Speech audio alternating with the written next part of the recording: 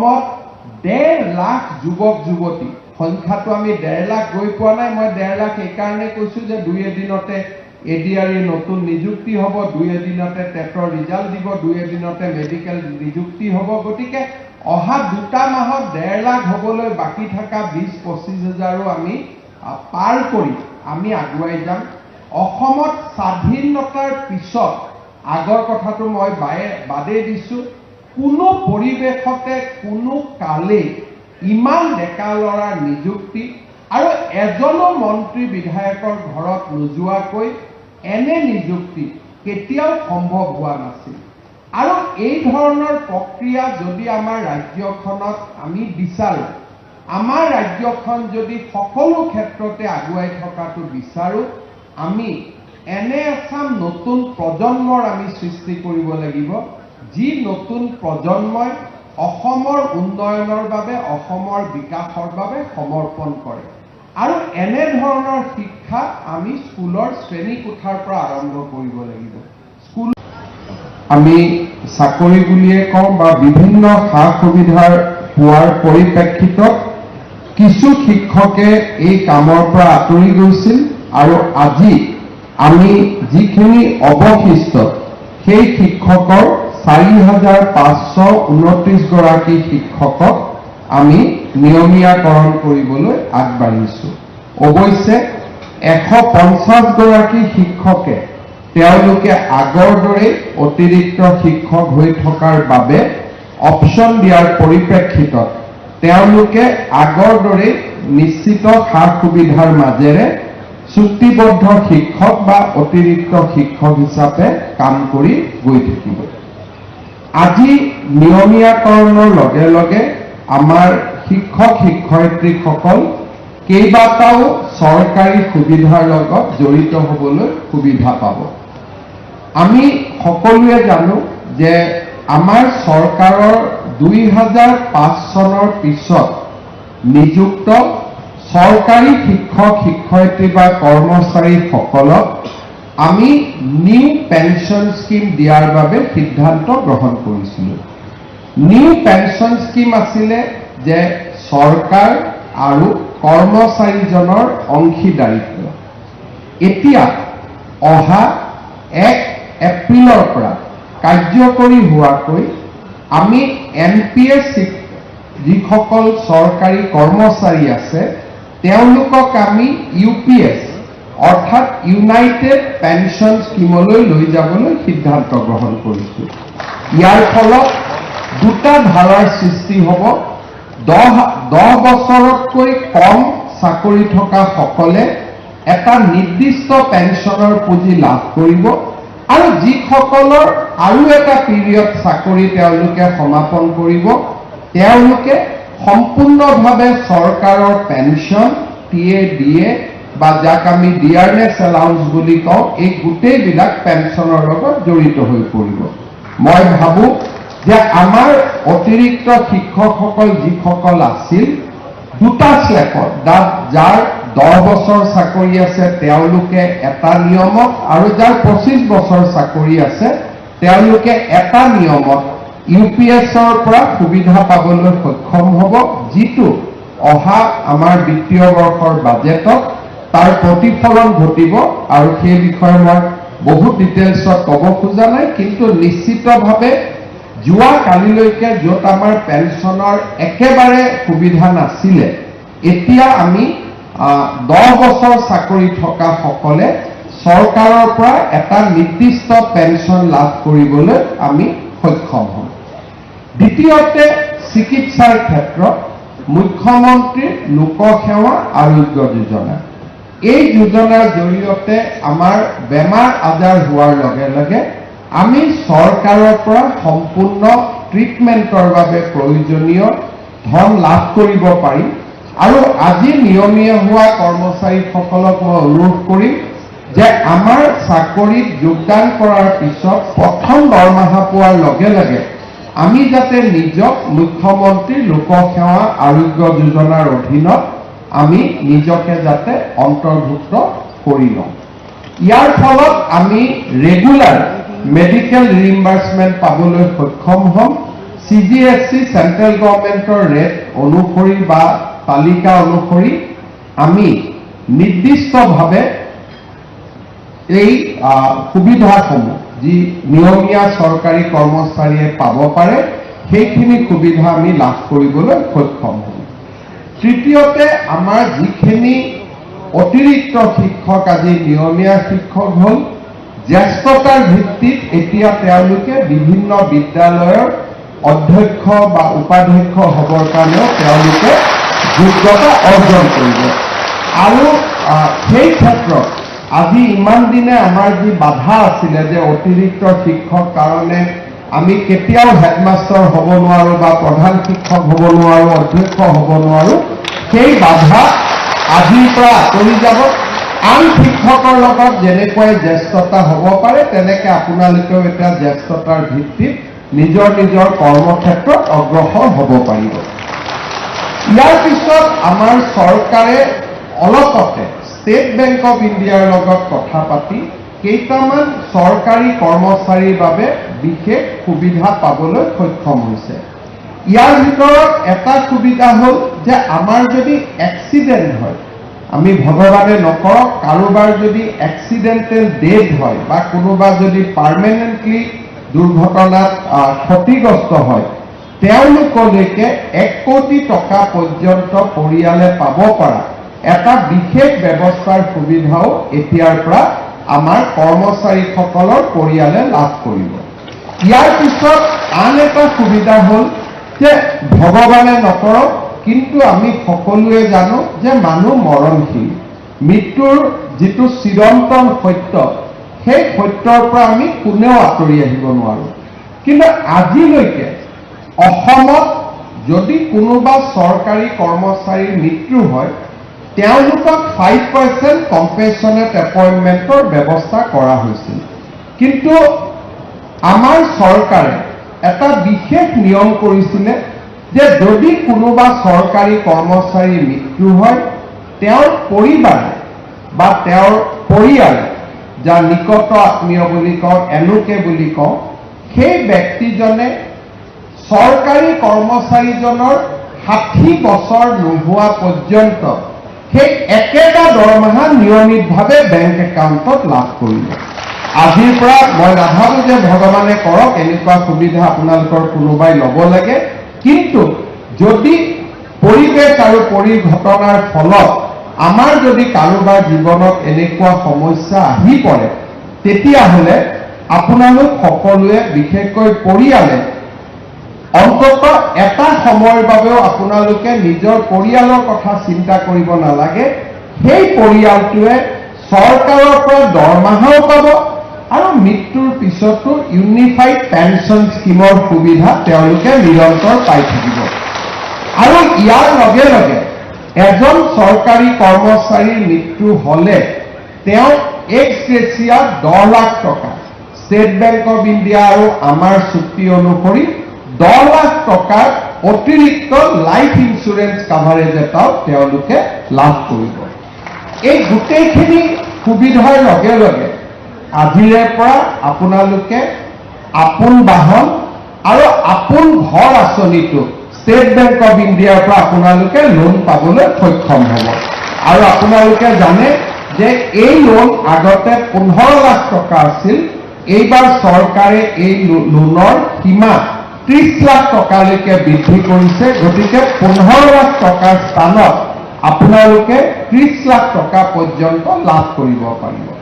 শেহতীয়াকৈ এতিয়া আমি আৰু এটা সিদ্ধান্ত লোৱাৰ পথত আছো, যদিও সিদ্ধান্তটো লোৱা হোৱা নাই, যে আমাৰ ঘৰত ইলেক্ট্ৰিচিটি বিল যাতে জিৰ' আহে তাৰ কাৰণে আমাৰ ঘৰত প্ৰধানমন্ত্ৰী সূৰ্য ঘৰ আঁচনিৰ অধীনত আমি যাতে সোলাৰ লগাব পাৰোঁ তাৰ বাবে বেংকৰ পৰা আপোন ঘৰ আঁচনিৰ দৰে আপোনালোকে উইদাউট মৰ্টগেজ লোন পাবলৈ সক্ষম হ'ব, যাতে মাহেকীয়া ইলেক্ট্ৰিচিটি বিলৰ পৰাও আমি ৰক্ষা কৰিব পাৰোঁ।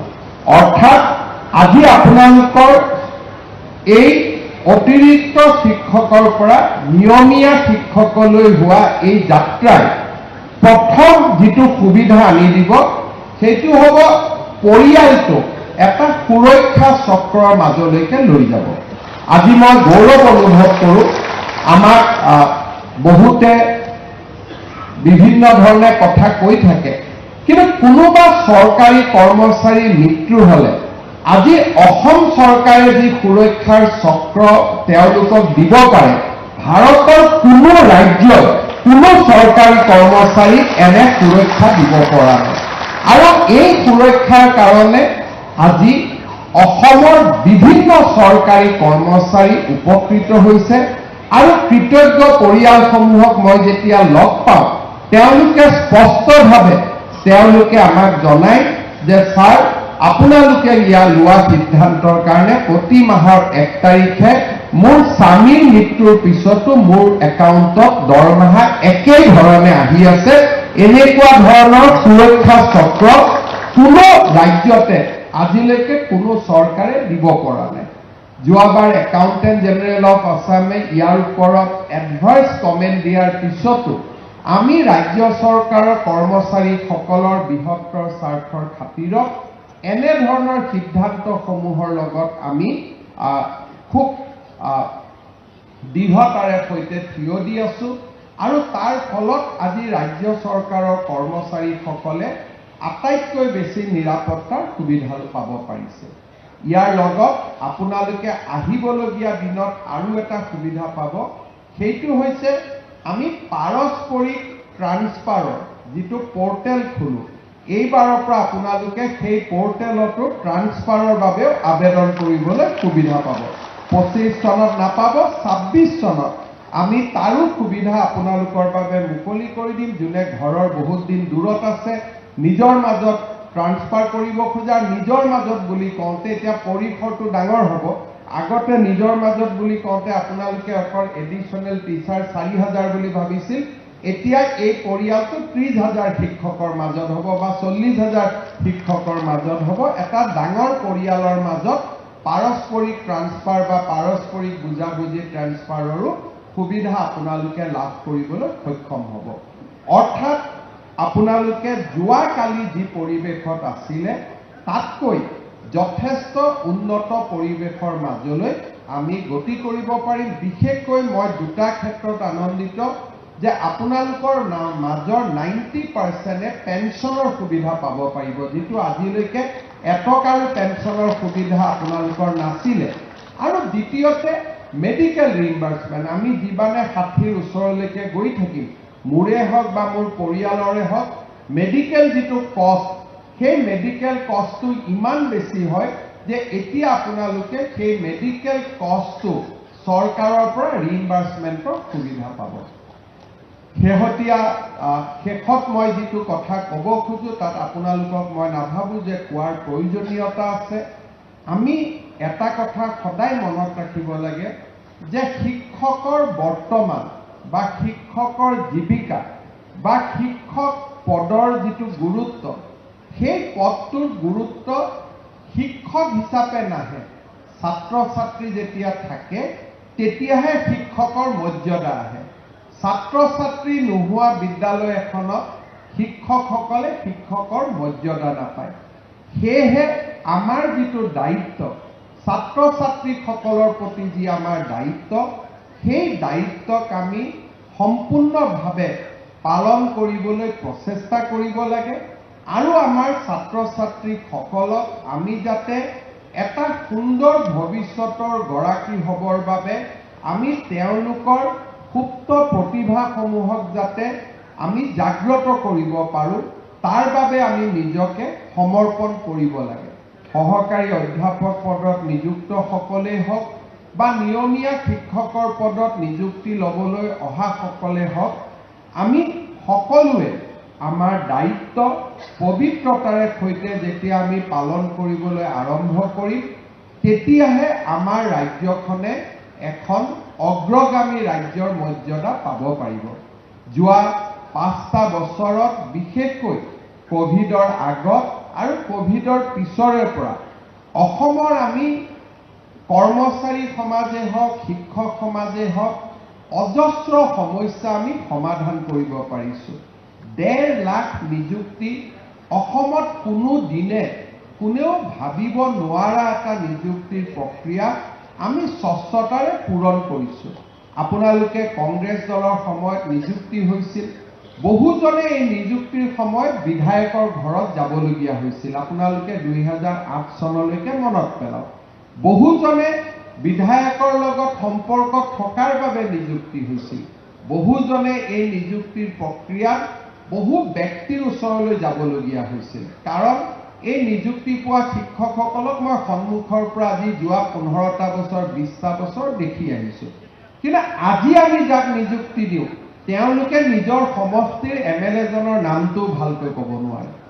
কাৰণ এই নিযুক্তিত MLA ৰ নাম জানিব নালাগে, মন্ত্ৰীৰ নাম জানিব নালাগে, মাত্ৰ নিজৰ ছাবজেক্টৰ ওপৰত নলেজ থাকিব লাগে, মেথছৰ ওপৰত নলেজ থাকিব লাগে, সংস্কৃতৰ ওপৰত নলেজ থাকিব লাগে, হিন্দীৰ ওপৰত নলেজ থাকিব লাগে, জ্ঞানৰ ওপৰত মেৰিটৰ ওপৰত নিযুক্তি। আজি অসমত 1.5 লাখ যুৱক যুৱতী, সংখ্যাটো আমি 1.5 লাখ গৈ পোৱা নাই। মই 1.5 লাখ এইকাৰণে কৈছোঁ যে 2 এদিনতে ADR নতুন নিযুক্তি হ'ব, 2 এদিনতে টেটৰ ৰিজাল্ট দিব, 2 এদিনতে মেডিকেল নিযুক্তি হ'ব। গতিকে অহা 2টা মাহত 1.5 লাখ হ'বলৈ বাকী থকা 20-25 হাজাৰো আমি পাৰ কৰি আমি আগুৱাই যাম। অসমত স্বাধীনতাৰ পিছত আগৰ কথাটো মই বাদেই দিছোঁ, কোনো পৰিৱেশতে কোনো কালেই ইমান ডেকা ল'ৰাৰ নিযুক্তি আৰু এজনো মন্ত্ৰী বিধায়কৰ ঘৰত নোযোৱাকৈ এনে নিযুক্তি কেতিয়াও সম্ভৱ হোৱা নাছিল। আৰু এই ধৰণৰ প্ৰক্ৰিয়া যদি আমাৰ ৰাজ্যখনত আমি বিচাৰোঁ, আমাৰ ৰাজ্যখন যদি সকলো ক্ষেত্ৰতে আগুৱাই থকাটো বিচাৰোঁ, আমি এনে এচাম নতুন প্ৰজন্মৰ আমি সৃষ্টি কৰিব লাগিব, যি নতুন প্ৰজন্মই অসমৰ উন্নয়নৰ বাবে, অসমৰ বিকাশৰ বাবে সমৰ্পণ কৰে। আৰু এনে ধৰণৰ শিক্ষা আমি স্কুলৰ শ্ৰেণীকোঠাৰ পৰা আৰম্ভ কৰিব লাগিব। স্কুলৰ শ্ৰেণীকোঠাত যেতিয়া শিক্ষাই মানুহক নৈতিকতা শিকায়, শিক্ষাই যেতিয়া মানুহক জ্ঞান আৰু প্ৰজ্ঞাৰ পথলৈ আগুৱাই যাবলৈ প্ৰেৰণা দিয়ে, শিক্ষাই যেতিয়া মানুহক সংস্কৃতিৰ লগত পৰিচয় কৰাই দিয়ে, আৰু শিক্ষক শিক্ষয়িত্ৰীসকলে ছাত্ৰ ছাত্ৰীৰ উৎকৰ্ষতাৰ বাবে নিজকে যেতিয়া সমৰ্পণ কৰে, সেইখন সমাজৰ অগ্ৰগতি কোনেও ৰোধ কৰিব নোৱাৰে। কিন্তু যেতিয়া শিক্ষকসকল নিজে কম্প্ৰমাইজ হৈ যায়, শিক্ষাৰ পৰিৱৰ্তে আন ছাবজেক্টৰ ওপৰত বেছিকৈ তেওঁলোকে ৰুচি আৰম্ভ কৰে, শিক্ষাৰ পৰিৱৰ্তে যেতিয়া তেওঁলোকে আন কামত নিজক ব্যস্ত কৰি পেলায়, তেতিয়াই এখন সমাজৰ অৱক্ষয় আৰু এখন সমাজৰ অৱনতি আৰম্ভ হয়। মই বিশ্বাস কৰোঁ যে যিখন ৰাজ্যৰ শিক্ষক শিক্ষয়িত্ৰীসকলে নিজকে জ্ঞান আৰু প্ৰজ্ঞাৰ মহান যজ্ঞত সমৰ্পণ কৰে, সেইখন সমাজ কেতিয়াও পিছুৱাই থাকিব নোৱাৰে। আজি আমাৰ বাবে এটা সময় আছিল, যিটো সময়ত শিক্ষকসকলৰ লগত শিক্ষাৰ সম্পৰ্ক বহু ধৰণে জটি পৰিছিল। সামাজিক কামৰ পৰা, ৰাজনৈতিক কামৰ পৰা নিজক ব্যস্ত কৰি ৰাখিছিলে। সামাজিক মাধ্যমত ৰাজনৈতিক কথা বতৰাৰ ওপৰত বেছিকৈ দৃষ্টি আকৰ্ষণ, জ্ঞানৰ শিক্ষাৰ ক্ষেত্ৰত কমকৈ দৃষ্টি আকৰ্ষণ, এনেধৰণৰ প্ৰচেষ্টাই আমাৰ ৰাজ্যখনক বহু পিছুৱাই লৈ গৈছিলে। আজি লাহে লাহে আমি এটা সময়ত য'ত আশা নাছিল, য'ত হোপ নাছিল, তেনেকুৱা ৰাজ্য এখনত আমি আশাৰ অক্ষয় বন্তিগছি জ্বলাবৰ বাবে আমি সক্ষম হৈছোঁ। মই ভাবোঁ আমাৰ সকলোৰে প্ৰচেষ্টাত আমাৰ ৰাজ্যখনক আগবঢ়াই লৈ যোৱাৰ কৰ্মযজ্ঞত আমি যদি নিজকে আকৌ এবাৰ সমৰ্পণ কৰিব পাৰোঁ, মই ভাবোঁ আমাৰ ৰাজ্যখন বহু দূৰ আগুৱাই লৈ যাব। মানুহে এটা জীৱনত দুবাৰ জন্ম লাভ নকৰে, কিন্তু আপোনালোকে যি ধৰণে জন্ম লাভ কৰিছিল, আজি এক প্ৰকাৰ আপোনালোকৰ বাবে পুনৰ জন্ম। সেই পুনৰ জন্মৰ এই দিনটোত আপোনালোকে আকৌ এবাৰ ছাত্ৰ ছাত্ৰীসকলৰ বাবে নিজক সমৰ্পণ কৰক, অসমৰ শৈক্ষিক আকাশখন উজ্জ্বল কৰাৰ বাবে নিজকে উৎসৰ্গিত কৰক, তাকে কামনা কৰিছোঁ। শিক্ষা বিভাগক ধন্যবাদ জনাইছোঁ যে নীতিৰ বাহিৰত জন্ম লাভ কৰা আমাক সকলোকে নীতিৰ আওতালৈ লৈ আহি নিয়মীয়াকৰণৰ যিটো প্ৰক্ৰিয়া, এই বিশাল প্ৰক্ৰিয়াটো সুন্দৰভাৱে পৰিচালনা কৰাৰ বাবে শিক্ষামন্ত্ৰী ৰণোজ পেগু ডাঙৰীয়াক মই ধন্যবাদ জনাইছোঁ। আৰু তাৰ লগে লগে সমস্ত আমাৰ বিষয়াসকল যিসকলে এই কামৰ লগত জড়িত আছিল সকলোকে মই পুনৰবাৰ ধন্যবাদ জনাইছোঁ। আৰু এখন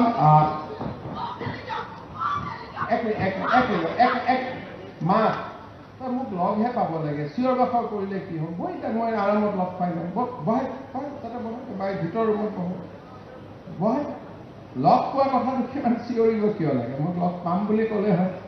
ঠিক আছে, আমি সকলোকে আকৌ এবাৰ নিজকে সমৰ্পণ কৰক।